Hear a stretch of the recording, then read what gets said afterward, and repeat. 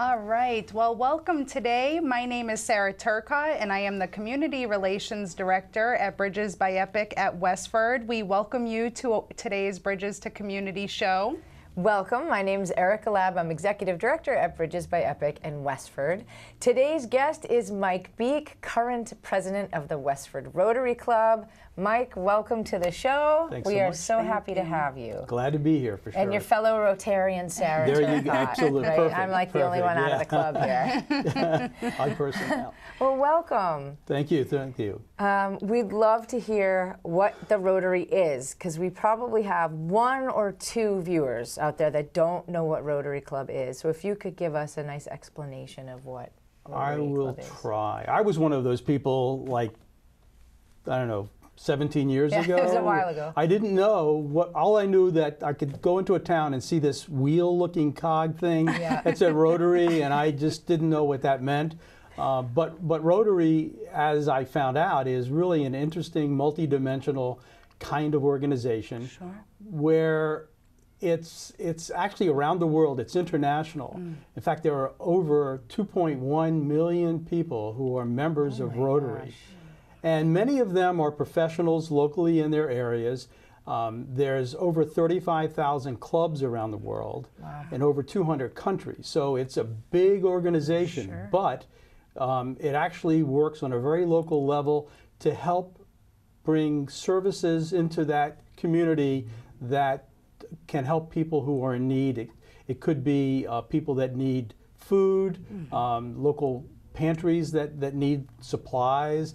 It could be there are Boy Scouts and Girl Scouts that are doing projects who want some funds for the projects they do. So on a very local level, the local clubs will actually help those kind of people. But on an international basis, Rotary does some major projects. They help bring world peace.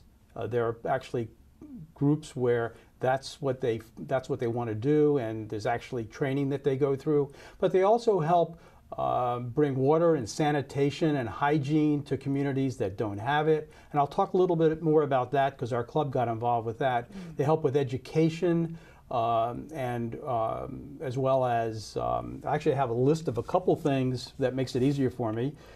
Disease prevention and treatment. I don't know if you know, but polio is one of the, is on the 99.9% level of being eradicated around the world. Since 1985, Rotary has contributed over $1 billion toward the eradication of polio. That's amazing. And that's one of our, and we're 99.9% there. In fact, there's only a few countries that still have an issue. Pakistan, Nigeria, and Afghanistan. And in fact, right now in 2019, I looked it up, there's been one new case in each of those countries. So it's really that close to being eradicated. Wow. Other things are maternal and child health, helping women to make sure in the countries where they need prenatal kind of care, and plus helping children to overcome disease. There's a lot of work going on there. Basic education and literacy and community development.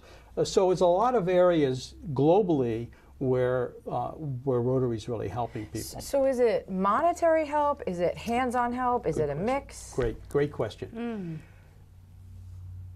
There's all of those. Okay. And in fact, what, like in our club in Westford, for a lot of, when I first joined, a lot of what our club did was raise funds to give money to people and organizations to do things. Over the years, like in our club, we've begun to realize, well, that's not really enough. We really want to be there with people and help them. And so as a result, we've begun to do things like that. And in fact, from an international standpoint, that polio eradication effort, Rotarians go to the countries where polio is an issue to actually give the vaccine to the children. And so there are many trips by Rotarians from U.S., from other countries that go to like Africa and Afghanistan and Pakistan to actually inoculate the children there. Wow. And so then do you connect with the Rotary clubs in those areas if they have them? The answer is yes, and that's a really important point. A couple of years ago, our club decided to do a major, what we call a global grant, which is really interesting, because what happens is our club can donate a certain amount of money toward a project, and then that money that we put in gets matched to some degree by our district, which is made up of several Rotary clubs in this area. And then Rotary International then matches that. So wow. In this particular case, our club decided to do a water and sanitation and hygiene project somewhere in the world. And I actually am the one who wanted that, and the club voted, and then I was chartered with finding, okay, where do we find a place in need around the world that could use our money? And so we actually found a shovel-ready project in Honduras. It was a small village of about 1,250 people that didn't have good running water. They were in the western part of Honduras, really could use help. What we did was we picked an area. I'm gonna have to time out for a second. Yeah. Okay, because the thought was, your question was. It was about, do you collaborate with? Okay, so. Yep, they'll just edit that. It'll say. So when we found this community in Honduras, and we started to then go through the process of finding out how much money it would take to do it, we found a nonprofit, an NGO, that already had a shovel-ready project ready to go in Honduras, Water Missions International. In order for us to get the matching money from the district and from Rotary International to match our input, we had to find a local Rotary club in Honduras that would actually manage the money, deal with the contractors, so that every dollar could be accounted for. We don't just give it to a government when we do those projects. So, and then that local club has to really have good bookkeeping, so that when at the end of the project, Rotary International says, okay, show us where you spent the money, show us the receipts. So it's really a collaboration between a club like ours in the US with a local club on the ground. And every project around the world requires that in order to get the matching grants. Could you ever, sorry, you may not be able to answer this, but if, let's say there was a project like that you really wanted to do, yes. No club there, could you assist them, or could you work with the local people to form a club? No. Okay. It has to be a actual standing club. A standing club. But they're given everywhere though. over 35,000. It's not going to be hard. Now, there might not be one in, I don't know, North Korea. That may be one of the few places where there's not one. There's always hope. There's always hope. And in fact, there were, during certain wars, even World War II, there were certain countries that Rotary was shut down, where the Nazis were. But they managed on a private basis, very secretly, to continue to have dialogues. And then once the war was over, they sprouted up again. Sure. So it's hard to squash really Rotary cool. clubs. It's just so nice to hear that there's a positive, domino effect when it comes to these causes. And I know that was a real big reason why Bridges wanted to be involved with the Rotary, is just the different service projects. And not only are you traveling to, places in need, but we participated with a wonderful event here locally. And there's just something to be said, the feeling you get with, helping hands-on and not just monetary. But we did the food packaging event, and that, helped people not only locally, but, in other places in the state. So I would love for you to share how, you don't have to travel to be a part of these wonderful, projects that you create. That was actually the first time. This was a food packaging project that we contracted with an organization that basically their role is they will bring you the food that you package, and it's dry food that then gets reconstituted, and they're individual meals. We knew that these kind of projects go on, and the food is then distributed locally and internationally, and we choose who actually recipients. But we decided, okay, this would be a great way to get people in Westford to participate. Yeah. So we called upon the Girl Scouts. We called upon various organizations in town.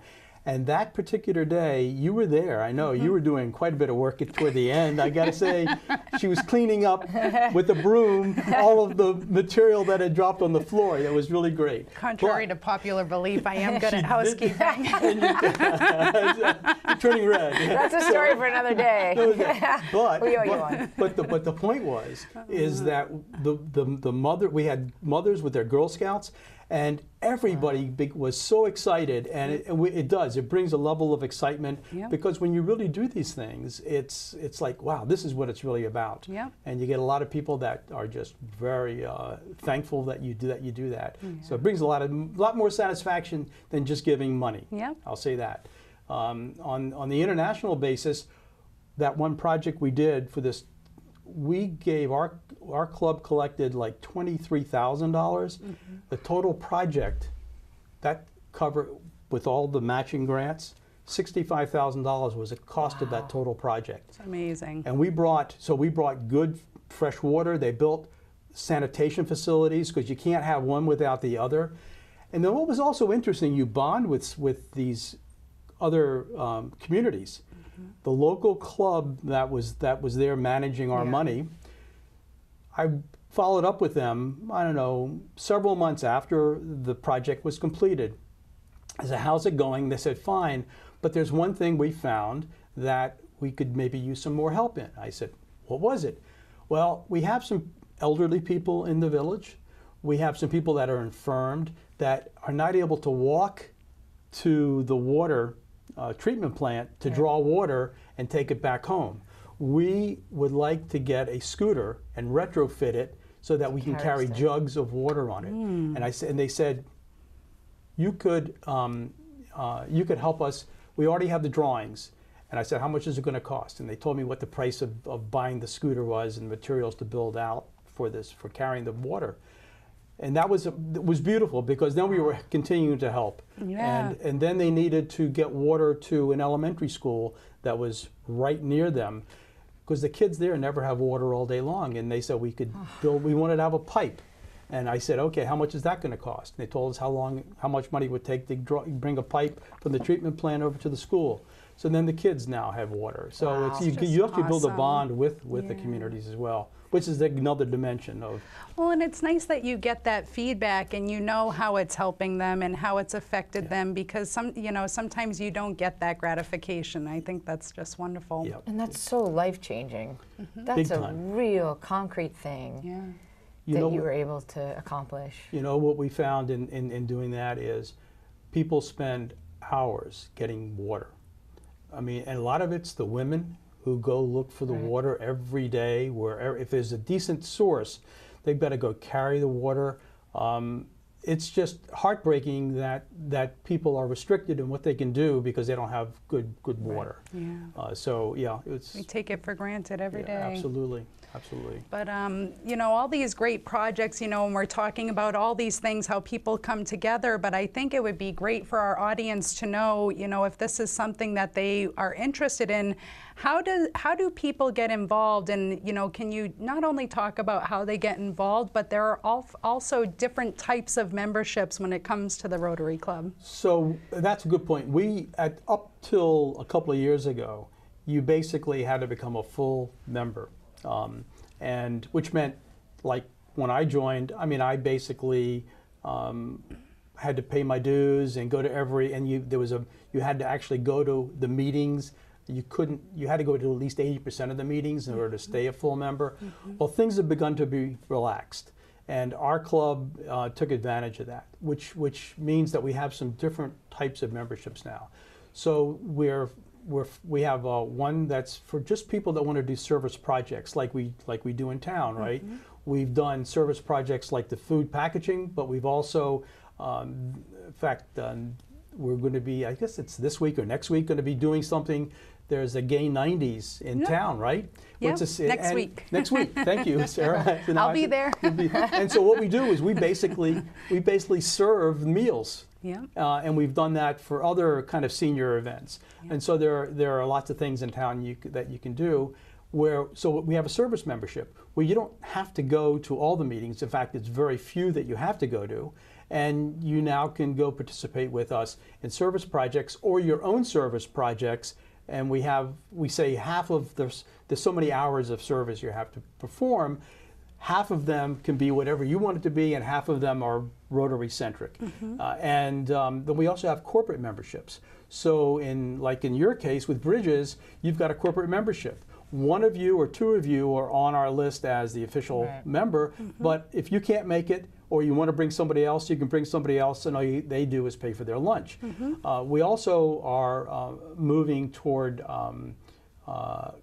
having husband and wife, or not husband and wife so much, but people who are partners, right? Yeah. That one of them is a Rotarian, the other one would like to also participate, so we basically make it very economical for them to be able to do that. Sure. And so we have different, so we are trying to accommodate that. You've loosened up with the times. In fact, that's exactly what we're looking at millennials. We want, because a lot of us are not youngsters, and we want to, and we find that like the millennials are very service oriented. They really don't want to go to meetings and sit around and jibber jabber every week is what, that's what they have to do. Right. They'd rather you just text what to do and then they're off and do it. Exactly right.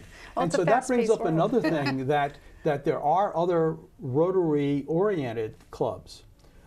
One's called Interact. Interact are for basically high school level kids who want to do service projects. And Rotary supports them, but they're done normally at the school level. Usually there's a teacher that is basically in charge of them.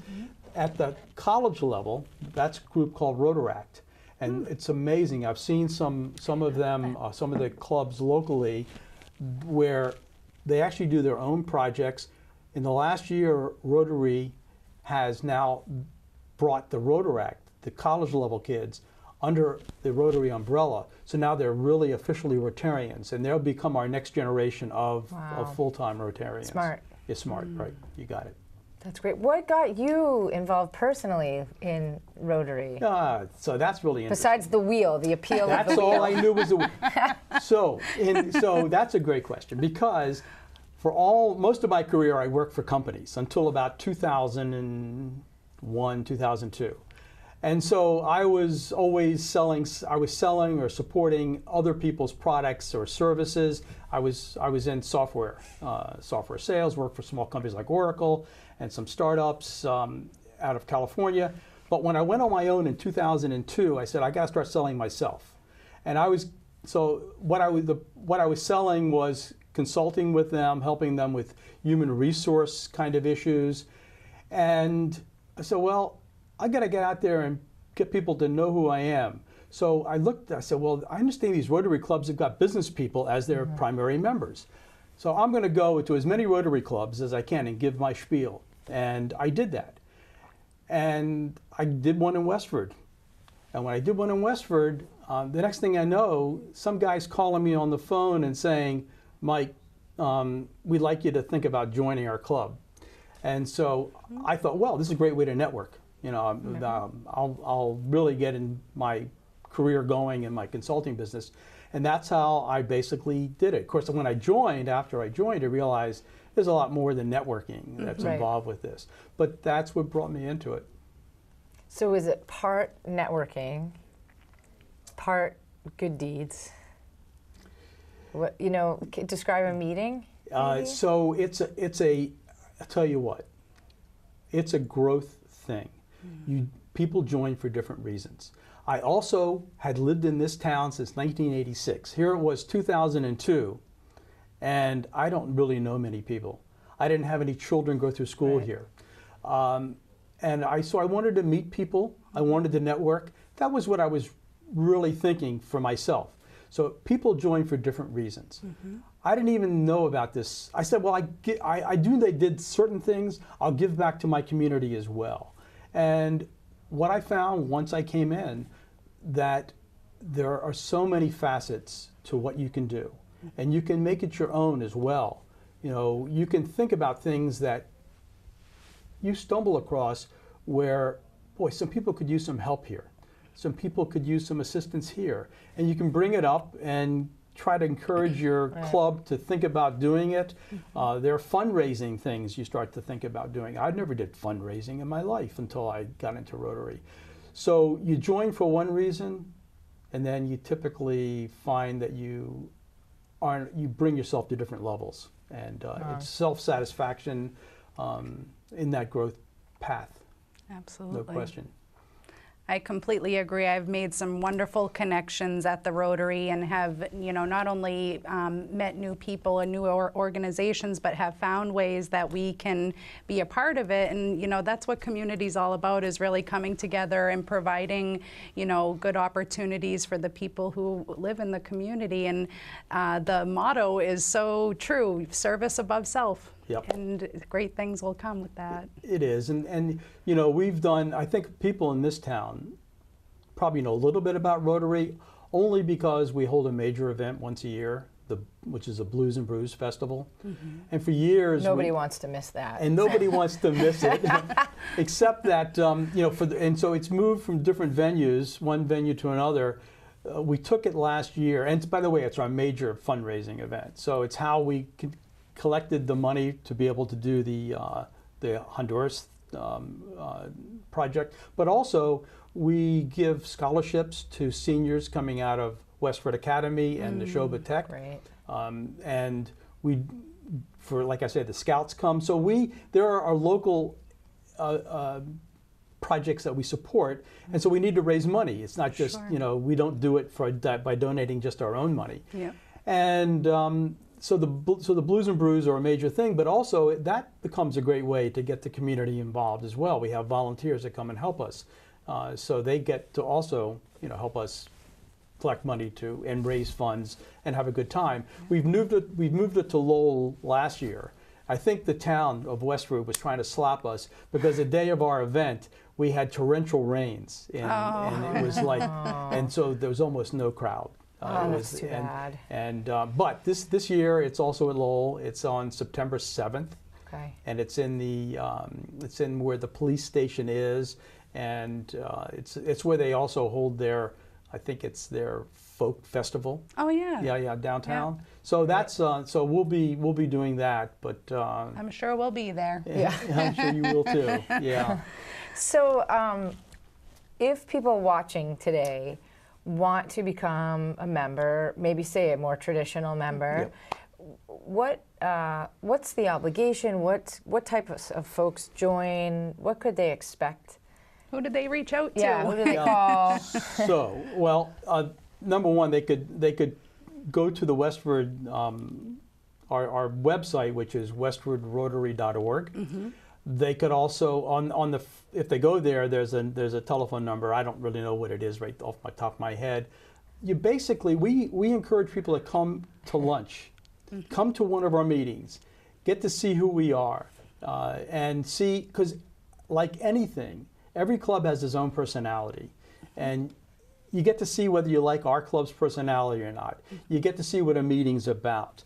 Very often we have guest speakers, so you get to see what kind of people from the outside come in to help us understand what the rest of the world's like. Yeah. You get lunch. You get lunch. You get a good lunch. You get Westford good lunch Regency. at the Regency. Oh, the Regency. Yeah, right. That always attracts people. And you can have food, they will come. Yeah. And so the obligation from a monetary standpoint is not very much. There's a Rotary collects money from us. I think it's like $66 for every 6 months, and that pays for a magazine we get every month. There's some other things. Basically that's helping Rotary cover its expenses, and then you pay for lunch, and that's basically it. Some clubs do have they do charge a membership fee themselves. Our club doesn't, and I think our current weekly rate for the lunch is like $15.50, and it's really a good lunch. So we basically encourage people that are interested in just checking us out, whether to determine if they want to be a full member or one of the other memberships I mentioned. We welcome them to come and see what it's like. And if they don't like our club, which is fine, there's one in every town. They can go to Littleton, they can go to Chelmsford, they can go to Acton. And so do you have to live in the town of the club? You can go to any. Great. So I'm just like it's tossing beautiful. you lost. Because we have Rotarians that don't live in Westford. Do you live in Westford? See? I just work in Westford. You work in Westford. We have a lot of members. They work in Westford. We have bankers. We've got realtors. So the business is, or that's right. It's convenient. It's okay. if it's convenient, and we have people who live in town. All a full mixture. And we have visiting Rotarians who are members of another club, but they live in town because they belong to that club for all their life because they worked in, say, Bedford, but now they're retired. They didn't undo themselves from that club, but they are a guest at our club every week. And one of you was saying before the show that you could, if you're traveling, if you're on vacation anywhere in the world, you could go to the local Rotary Club meeting wherever you're visiting, right? So, yeah. Now, this actually was very popular because at one time there was a minimum number of meetings you had to be you had to be at, and you could make up a meeting if you were out of town by going to a local Rotary there. So that encouraged people to do that. But when you go to those other clubs, because you're visiting, you're on a vacation, whatever, you really are welcomed because you're a Rotarian. It's like being part of the same club, right? You're a part of the same family.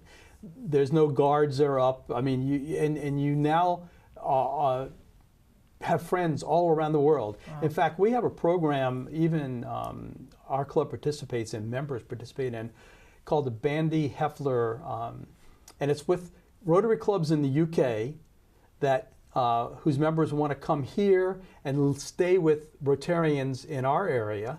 And then those people who host those Rotarians then have a chance to go over to England and stay with those people. And so and everybody that does it comes away saying, I now have lifelong friends. It's like Airbnb for Rotarians. There you go.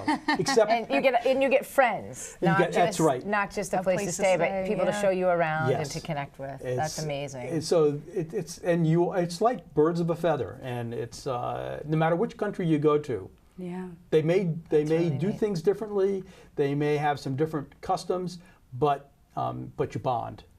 Right, because you're all members of this organization that does good works. Right. So there's got to be like there's something shared there. Yeah. You have core values. Yeah. It's really core values. That's really neat. If you really care about people and you care to want to help people, but then you want to have fun too. Right. And so you mix all those together. Best of both worlds. It really is a great melting pot.